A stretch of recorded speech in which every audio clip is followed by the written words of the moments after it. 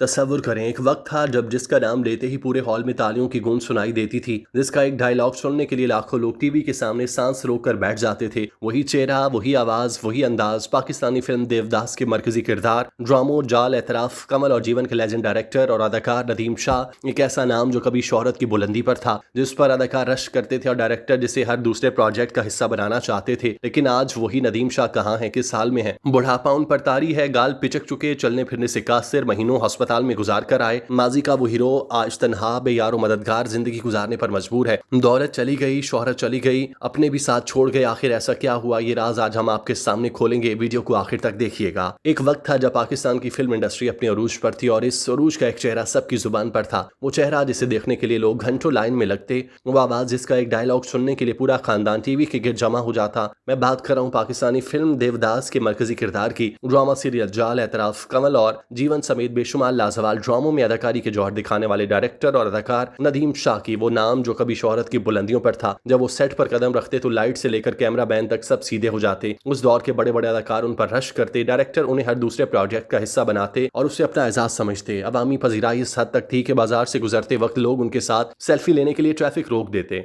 लगता था कि ये कामयाबी, इज्जत, शोहरत कभी खत्म नहीं होगी। लेकिन वक्त सबसे बड़ा इम्तिहान लेता है और वक्त ने नदीम शाह का भी इम्तिहान लिया। आज अगर आप नदीम शाह को देखें तो दिल भर आता है। बुढ़ापा उन पर इस कदर तारी हो चुका कि पहचानना मुश्किल हो गया। उनके गाल पिचक चुके, जिस्म कमजोर हो चुका और वो चलने फिरने से कासिर हैं। कई कई महीने वो अस्पताल में दाखिल रहे। इलाज, दवाइयां और तन्हाई। माजी का वो हीरो जो कभी पर्दे पर राज करता था, आज बर्बादी के दहाने पर खड़ा है। कहा जाता है कि सारी दौलत, पैसा, शोहरत वक्त के साथ खो गया। जिस घर में कभी मेहमानों का तांता बंधा रहता था, आज वहां सन्नाटा है। जिस घर वालों ने कभी उनके नाम पर फख्र किया था, आज उन्होंने भी साथ छोड़ दिया। उनके चेहरे की हर झुर्री एक कहानी सुनाती है। बाल झड़ चुके, रंगत मान पड़ चुकी, आंखों में वो चमक नहीं रही जो कभी देवदास में थी। लोग बैठकर बातें करते हैं, कुछ कहते हैं ये सब शराब और शबाब की वजह से हुआ, कुछ कहते हैं शोबिस की दुनिया बेरहम है, यहाँ इस्तेमाल करके फेंक दिया जाता है। सच क्या है ये तो अल्लाह ही जानता है। लेकिन एक बात तय है कि जो इंसान कभी लाखों दिलों पर राज करता था, आज वो कसम पुरसी की जिंदगी गुजारने पर मजबूर है। तनो तन्हा बेयारो मददगार। ये सिर्फ नदीम शाह की कहानी नहीं दोस्तों, ये शोबिस की तल्ख हकीकत का आईना है। जहाँ कल तक जिसके नाम पर चर्चे होते थे, आज वही फरामोश कर दिया जाता है। जहाँ इंसान की कदर उसकी चमक से की जाती है और जिस दिन चमक मान पड़ जाए कोई पूछने वाला नहीं।